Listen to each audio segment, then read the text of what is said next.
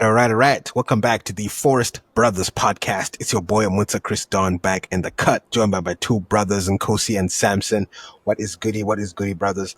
All right. So, listener, this particular episode we'll be discussing the El Clasico that that happened this past weekend.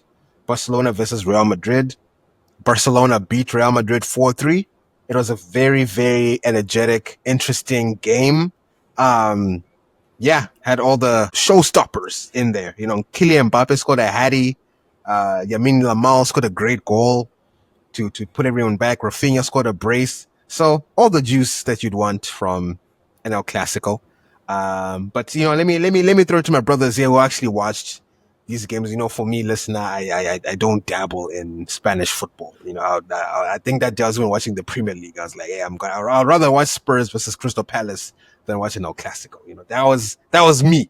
But I know I'm going to catch some judgment for that. But anyway, let me throw it to the boy Mangoro to give his assessment of this El Clasico game.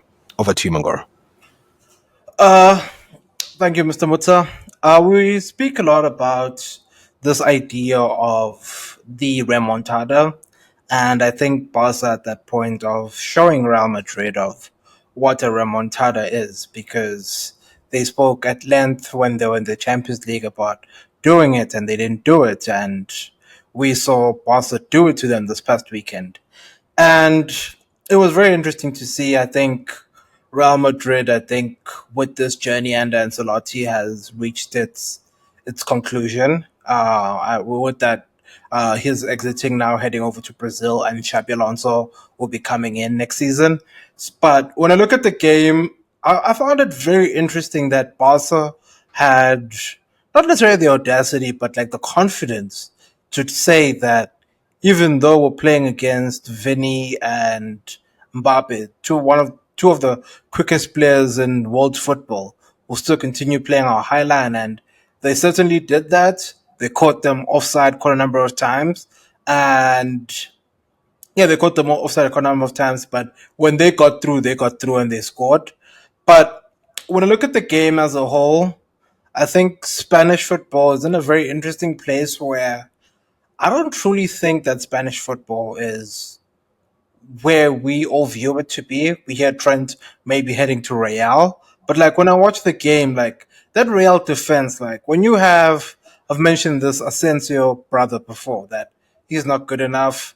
Lucas Vasquez, I think his contract is a must play, and the fact that he's the club captain, he plays, but he doesn't deserve to play. Chouameni is not a centre back, and the brother at left back Garcia, that 17-year-old Lamine Yamal was doing whatever I wanted. I think when I look at wingers now in Europe, this is a side note. I think the best right winger in world football is Lamine Yamal. The best left winger is Kvicha Kvaratskhelia at PSG. Like, I don't think anyone can come close to those two players. Y'all can tell me who could potentially come close in the Premier League or in other league, be it here in the chat or in the comment section down below. But the game in itself, I think Rafinha needs to take a closer look at himself. He missed a truckload of chances in this game, and I just don't know what was happening. Like when Lamine would give him the chance to score, he couldn't. Like he just couldn't score. But like he could have had his own hat trick.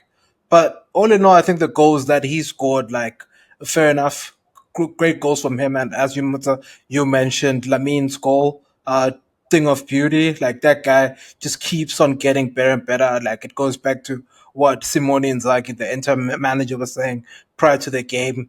Like that guy, like Yamin Yamal, is like a talent that is born, it's a generational talent that is born like every 50 years, and you can clearly see like how good he is. Like, fine, the other players had a very bad game, but when you look at it all in all on both sides, there's some players that we need to have some serious conversations about and ask ourselves what is going on with them. I think the first one for me in particular is definitely Jude Bellingham. I think he hasn't just had Like, fine, I didn't expect him to be putting up the numbers he did last season, but this season he's gone down like very, very, like quite a lot.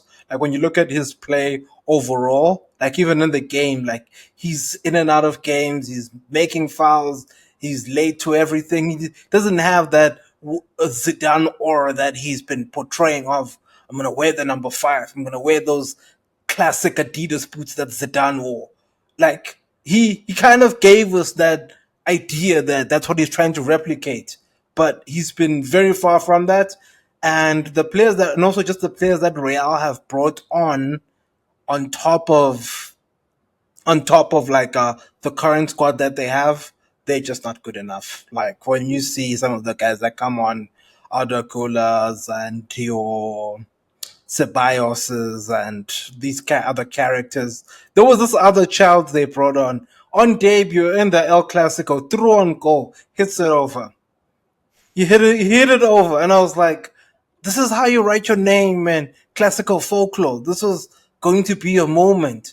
Then he hits it wide, and I was like, "Yeah, this Real team. I think they need a reset next season. They go again. They're not going to win any trophies this season. I think it's done for them." That's how I saw the game, and that's how I think about like how both these teams, where these teams are at, both of them, because I'd say Real need a bit more work than Barca. Barca need to freshen it up in certain areas, mainly maybe center back and probably left back. I mentioned this in the group chat. I'll mention it again. But I think that brother that plays left back at Barca is Trent Alexander-Arnold reincarnate. Uh, Very terrible at defending, but can go forward. We saw it in the Champions League, and we saw it this past weekend. Can pull a good shot, can cross very well. He has vision, and shout out to him. But needs to definitely work on his defending as well as Eric Garcia. I think he said no to a loan in January, and he's been scoring goals lately. So shout out to him. Even Barca fans don't rate him, but like he's been given the opportunity in the absence of Jules Koundé, and he's been delivering. So shout out to him, man. I think that's been good on his side. Over to you, Samson. Wait, I just wanted to quickly say about two things. Yamal, I ain't gonna lie to you. When I see this guy, to me, he doesn't give me aura as a footballer. In the sense that I'm always so surprised. Like for example, that goal he scored, right?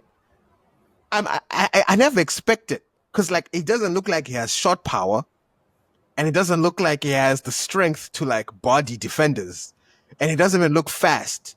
But I guess he's got silky footwork, and whenever he shoots, he's got great placement, like for like how he hits the ball and the curve. So I guess he doesn't really need that much power, but it's I don't know. Yamin is just a Lamal, he's Yamal. He's an enigma to me because of just the way he is as a player. Like I just sometimes just don't get it. He doesn't give like, there's just something about it where I'm just like, this kid, how does he do it?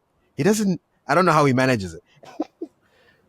Um, yeah, just to start off, to kind of answer your thought, or not to answer, but to just respond to your thought there about Yamal Mutsa. I think for me, who he reminds me of is Ronaldinho. Because I know the obvious comparison is Lionel Messi, but I don't think he's that. I think like because Messi was more like just really good at dribbling, really good at holding onto the ball. Then everything came after that. Yamal's it's sort of the same, but it's less about his dribbling and more his control of the ball. Like he knows exactly where the ball is, and he knows exactly what he wants to do with the ball at all times. Um, and you know, people like they were pulling out these stats about him over the weekend. Like I think he has like 17 goals, and it's the most for like a 17-year-old ever at Barcelona. And Messi had three at this age. So yeah, this guy is special, and he's gonna be one of the greats if you can keep it going. For a long time, especially if they keep adding talent around him. And one chance I want to highlight, it didn't lead to a goal. The Blacks went out of play, but in the second half, he played this through ball to Rafinha, and the gap he hit in the box, man, I've never seen. I've seen like two or three guys in my life play a pass like that, and I think it's probably De Bruyne. Um, I want to say Perlo, and probably one more. Like it was such a tight angle, and he hit it so quick, and he was so accurate, but Rafinha just couldn't get there. Like that, you can't coach that, especially if someone's doing it at 17. Like that's just natural talent. Um, but yeah, to go in on this game, I'll just start with, you know, where I'll start is not even at the game. I'll start at the Arsenal Liverpool game. I think pre-match. Um, Peter Schmeichel went on like a rant about Arteta, and Arteta is a control freak and whatever, and all this and that. Alex Ferguson would have never done this. He would never be telling players where to be and what. And I think what a lot of people are missing is that those are dinosaurs. And Ancelotti is from that era. He's a dinosaur. And you're seeing it beyond you, like at Universal right now. His era is coming to an end. The era where you pick a lineup, you don't really think about tactics too much. You just put players in a position, you tell them you figure it out. You can't do that anymore. You absolutely cannot do that anymore. You cannot be losing, or you cannot concede three goals in a row and just flick your eyebrow and expect something to happen. Like, no, it doesn't work anymore. Shouting at players, telling them to be better doesn't work anymore. You need tactics. You need to adapt to what the opposition is doing. You need to switch things around. And I think that's the story of this season. Because, in my opinion, if you look at the teams, I don't think they're too different in terms of like talent. Because I'll remind everyone, at the beginning of the season, everyone said Real Madrid are going to win everything. Oh my God, they've signed Mbappe. They have Endrick, they have Rodrigo, they have Vinicius. They've just won the Champions League. Oh my God, what? How incredible is this team? Apparently, not that incredible. Because talent isn't everything. You need it all to mesh on the pitch. And in reality, I don't think defensively these two teams are that different. I think Real are definitely a bit worse. But you look at Barca, like, of course, he highlighted Jared Martin isn't amazing. Isn't an amazing left back. He's okay. His strength is going forward. Um, I think him and the Real left back are kind of on the same level defensively. He just gives Barca more offensively. Eric Garcia is a slow, undersized center back. He can't jump that high, and he's quite slow. He's playing right back for them, and he's doing very well. That's not because he's amazing all of a sudden. Put him in another team, he's holding four every week. Like, that's who he is. But the coaching is just different. That high line, as much as we criticize it, works. It just works. The press, it works. They don't have a natural DM in there. De Jong is the closest thing there, but guess what? It works. And I think that's just, the bottom line. One team is way better coached, way better prepared, and the end result is that the star players are in more dangerous situations more often. Because as you saw, Real Madrid had a lot of opportunities to attack. But there was so much confusion whenever they tried to go forward. I even remember there was a play in the first half. I think it was Jude who hit a through ball, and Vinicius and Mbappe were standing in the same place. Mbappe is a winger, Vinicius is a left winger. They were standing in the same area, and the ball just bounced off Vinicius's leg and went straight to the keeper. Like, there's no organization there when they're countering or when they're being countered. There's nothing going on. So that's just my view. I think with Xabi Alonso coming in, we'll see a much more different Real Madrid team. And I think these two teams, depending on obviously how they do in the summer, because both teams do need to invest heavily in defense. I think both teams definitely need a center back for sure. And I think if both teams get just one good top class center back, I would expect them to be neck and neck again next season. Because, like I said, I think that just based on talent, you can't tell me that as good as Yamal and Rafinha are and Lewandowski, Rodrigo, Mbappe, Vinicius, Jude Bellingham, all of a sudden are just not that good. Like, we know they're good, but what are you gonna do to put them in the right positions to deliver for you? One team brought in Hansi Flick, a German coach, wildly different style from what they're used to, and it worked out. Real Madrid are bringing in a coach who actually is going to implement tactics. They haven't had this, I think, since probably, honestly, Benitez. It's been a minute since they've had a coach who's actually going to, you know, give people, like actual instructions and tell them stay in this position. So I'm looking forward to it. I think it's going to be a very interesting battle in the next Clasico. But yeah, we definitely saw a classic this weekend for sure. Yeah. I just remembered the what I wanted to say. You reminded me, Samson. It was about Bellingham because last season the PR machine, my God, was doing astronomical work for this guy, and this year we have peace from the Jude Bellingham PR machine. It has spit him out from what it sounds like. Fortunately for him, I don't think they've turned on him. So good for the PR machine. I guess he it was so big that now that he's had a terrible season, it's not as it's not gonna be too bad on him. But I'm pretty interested to see how it'll go with Trent because as you said, Mangoro, they already have brothers there in Spain who know how to pass a ball, but to defend, it's I don't. Do you guys actually think that at Madrid Alonso will play Trent at right back, or will he actually play him in the midfield? Like, what do you guys actually expect that to be when he goes? Because I mean, we all know Trent's strengths and his weaknesses, the brother can't defend. Like we all know that. So should we be surprised if I'll be surprised if he's played at right back. Genuinely, I would actually be surprised. Unless if he gets some top-notch coaching that teaches him actually how to defend over there, but I don't know. I don't see it personally. In midfield, we saw the experiments in England and how that failed dismally. That was eradicated after two games. I think he'll play right back because that's what suits him. The issue with potentially wing back, where I think he could be suited. The issue with that I see is that it sort of rejigs the entire team, where now you sort of have to sacrifice a front player in another position. So maybe someone like Jude or Mbappe or Vinny would have to play like in the 10, like underneath the striker, and they don't have like an out and out striker. I don't see how that would work. The midfield has to have legs, we know, but also creativity at the same time. If you put in Valverde and Chouameni or Camavinga, they don't have that creativity, but they have the legs in the midfield. They're not going to be able to do that.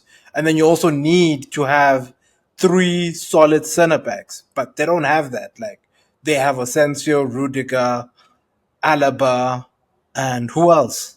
Like that's three. Four. If you want to play a back three, you at least have to have like five, six center backs that are competent and also competent in the regard. Fine, Rudiger's done well in a back three, but I'm also talking about having right next to the central center back in a back three, the two outside center backs need to be able to go to right back or left back and defend one on one individually and cover those gaps. So I don't see how that would work. I think they'll just have to take the risk of playing a back four with Trent. I think they'll look at the output that he can give them from an attacking wise. And even though they'll concede quite a number of chances defensively, I think they'll pretty much just take it as is because there's pretty much like nothing they can do. That's just that's like the give and take situation with this particular play. I don't see it being a we need to shift our entire system just for this player because they have bigger problems. They have probably three left wingers who all want to play on the left, but only one person can play on the left. So I think they have to first address that situation before they even get to where Trent will play. Out of the three left backs that are going to be vying for the same position, is Trent the best out of them, or is he going to be chowing bench for quite a bit of the season? Oh, he walks in. He definitely walks into the team. Mm. Carvalho is old. Lucas Vasquez is horrible. Um, Valverde can play right back, but he won't because Trent is there. Um, and yeah, I think as much as we talk about Trent's defensive vulnerabilities, um, I think just one brand new centre back, I think, solves a lot of problems because we've seen at Liverpool what Konate does for Trent when he's on the pitch. Having that strong 1v1 defender who can, when the counter attack comes, can attack the ball and just deal with it. Not a Van Dijk who's going to run away. Someone who's actually going to attack, the attack, meet them and hold them up. Having that is so important. And the problem with Real is uh, Rudiger is getting up there in age. I'm not sure he can last the whole season injury free. And obviously, right now he's serving a suspension. Uh, Diego Militao, who they've had for a few years now, is extremely injury prone. He also never survived a season. And Asensio is about as useful as Kwanzaa is for Liverpool. You only want to play him in small games or in cup games. You don't want to play him in the Clasico. So if they get a top tier centre back, I think that helps Trent. Because I think he's just so good going forward. And I saw him against Arsenal when he came on. Obviously, he played Merino on for the goal, so shout out to him there. But I saw this one play he made where Arsenal were countering, and it was down the left wing, and Trent was recovering, and he cleared the ball. Right, this is a clearance. He's not even looking, but the guy's technique is so incredible that without even looking, he just booted the ball and it turned into a Liverpool counterattack.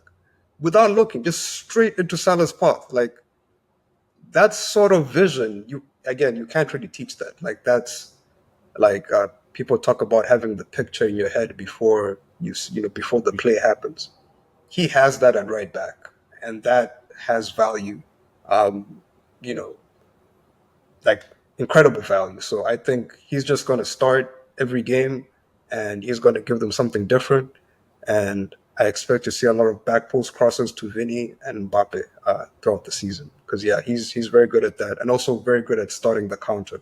Just I expect to see him just booting the ball upfield and Mbappe just running onto it. So yeah, Yeah. But yeah, I also want to give credit to just talking about the Clasico, Hansi Flick, because when he walked into this job, I think it was that season or the season, he walked into quite a mess, and for him to create this young, exciting team with these players has been truly commendable because Inigo Martinez was written off. People said Lamine is too young to be thrown in the first team. Rafinha was a right winger, and people were saying he should play on the right. Ferran, I know a brother who said some very strong words against Mr. Ferran Torres ever since he joined Barcelona. The midfield, there's been drama there as well. But for him to, Chesney came out of retirement. He's now playing on a consistent basis and playing very well.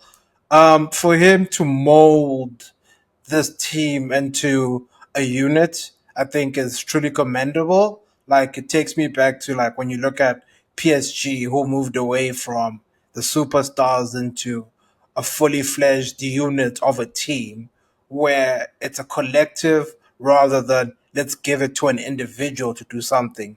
That's what I see with this Barca team, and that's something that I think Hansi Flick has instilled in the team. Very similar to what he did at Bayern, where he instilled a team ethos rather than we rely on a specific individual. Because when you look at the Clasico, you look at games prior to the Clasico, Copa del Rey, Champions League, it's a plethora of players scoring, assisting.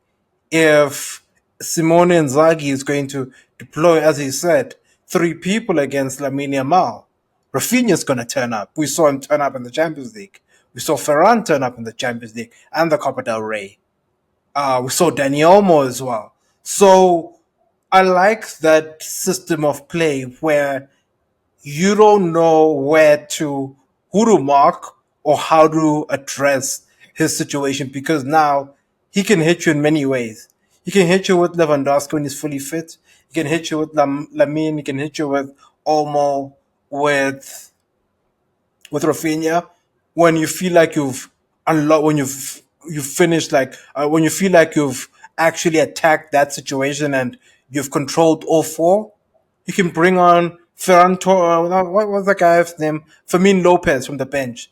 We saw the goal he scored. Like I was like, fine, it was offside and all, but like that was incredible stuff right at the end. Like it was very hard for him to for the goal not to for the goal to be disallowed.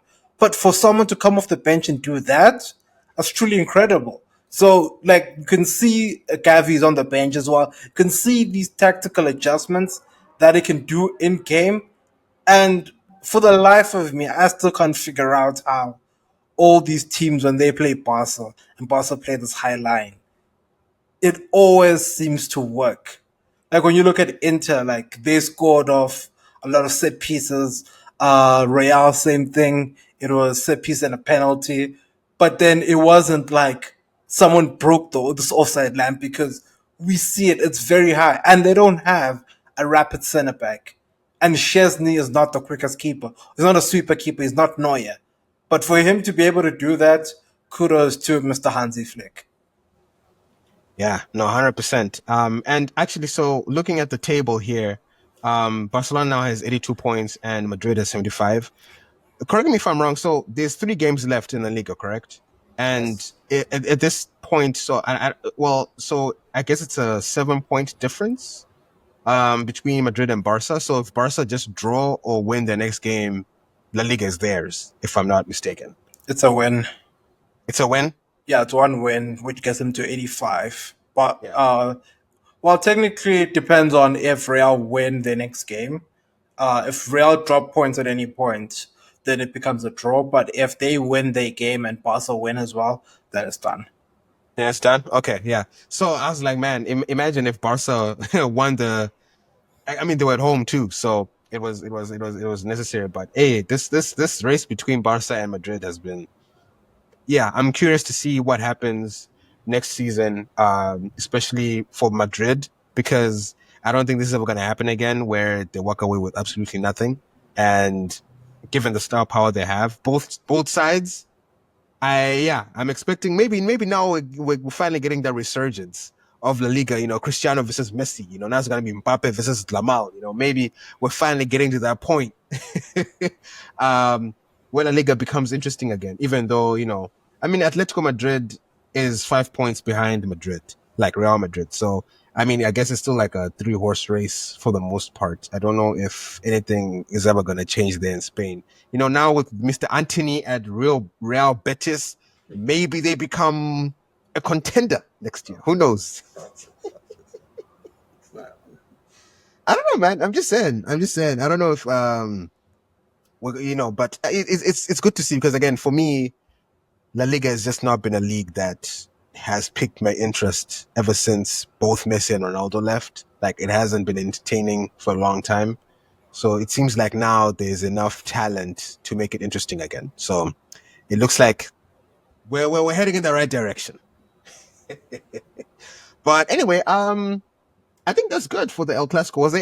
Is there anything else from you, gents, that you feel is left for this matchup? Uh, no, really. Just just to say, farewell to Mr. Ancelotti. You had a good run, Unc. It's been a solid few years here. And I just want to highlight the man has league titles in 5 different countries, and I think he's won the UCL. I want to say 5 times, right? I think twice with Around the AC, three with Real. Incredible career. He's rumored to be going back to not going back, but going to Brazil to take over the national team there. So all I can say is, man, wow. Hats off to you. You've had a wonderful career in Europe, and I hope the rest of your career in Brazil is also successful. Because yeah, this is definitely going to be one of the greatest of all time to ever do it when it's all said and done. Yeah, actually, he is. the coach that has won the most Champions League titles with 5. Um, and he is the only manager to take part in 6 Champions League finals. So the boy Carlo Ancelotti he's really cooked. He Five has out of really six. cooked. Yeah. And That's yeah, so yeah, it's won 5 out of the 6 he's been in. that's So that's incredible. I mean, I think the only one who has a better win percentage is Zidane. I think he's 3 for 3. But 5 out of 6. What else can you say? I mean, I think Pep is like what, like 2 and 8. So yeah. Shout out to the guy. Shout out to him. Yeah, just to echo that, yeah, shout out to Carlo Ancelotti. We still remember him at the bridge. He did deliver us a league double in his debut season. Quickest to, I think his team scored 103 goals, I think, in that season, and I don't think anyone has bettered that record from what I learned this past weekend. We remember you, Carlo. Fine, it ended abruptly for you at Chelsea, but thank you for all the great times you gave us there. We'll never forget. I think it was the 8-0 against Wigan on the final day when a certain team thought they could win the title against us. It was down to goal difference. Then we had to remind them that we did have the goal machine that is Carlo Ancelotti. So yeah, it's been good to see like what he's done in Europe, and I think from the times of one of the good things about Carlo is where he's been.